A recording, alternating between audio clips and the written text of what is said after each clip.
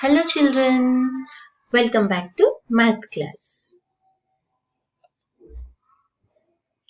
In your last class, you have found different objects at your home and also you have identified the shape of those objects.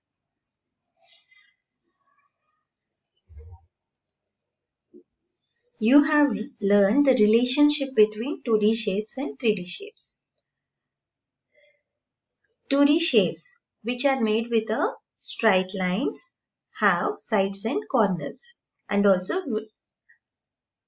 2D shapes which are made with a curved line are having a curved surface. When you see the relationship between 2D shape and 3D shape, the 2D shapes which have sides and corners which are related to 3D shapes like cube and cuboid, they can stack and slide. And 2D shapes which are made with a curved line like circle. And if you relate it to the 3D shape which is nothing but sphere, it can roll. You have understood the relationship between 2D shapes and 3D shapes. Okay, now let's go to the next stage in geometry. Geometry is nothing but it is a combination of shape and space. In your previous classes, you have learned about the shapes, right? In upcoming classes, you will be learning about spatial intelligence. For your age, if you have spatial intelligence, you will know how much distance you have to maintain when you are walking in a line. You will know how to write neatly by maintaining the space between the words. You will also know how to close the door slowly without banging. If you know the concept of spatial intelligence, you can follow all these things. Now let's learn about the spatial intelligence and spatial relationships from our math concept book, page number 49. All of you read aloud along with me. If you learn how to make space between chairs. See, in this picture, if you see there is a proper space between tables and chairs. Chair and desk. And also when you are sitting near the desk, if you know how much space you have to maintain between a chair and a desk. You and the next child. Books and other things in your bag. Blocks or Legos while packing them back into the box. It means you have spatial intelligence. If you know how to maintain the space between all these things, which tells that you have a spatial intelligence.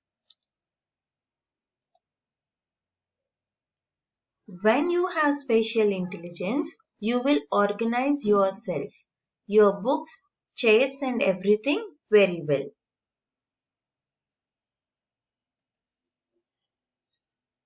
Now, let's know about spatial relationships. If you know to join different shapes to make figures, it means you know spatial relationships. You must be having Legos at your home. If you know how to arrange the Legos to make a figure, that means you have a spatial relationships. Okay, you are aware about the concept of spatial relationships.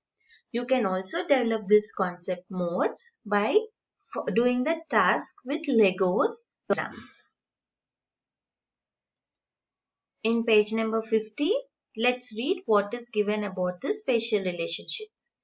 When you fold paper, cut them into different shapes, join them to make shapes which look like birds or animals or any figure.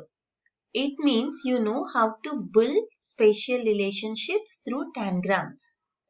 Okay, So when you cut a paper into a pieces into the shape of a triangles, and then if you construct a picture, that means you know a spatial relationship. If you can use Legos of different shapes, join them to make buildings or bridges or anything, it means you know how to build spatial relationships. Okay, if you join the Legos and then if you can make some bridge or anything which you can make, that means you are learning the concept of spatial relationships.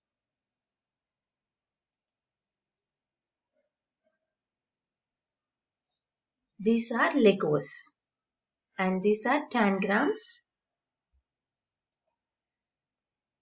As today's task, you can start constructing a building with Legos, and also you can also make a figure using tangrams. If you don't have Legos and tangrams available at your place right now, you can make some 2D shapes and then you can construct a picture using 2D shapes.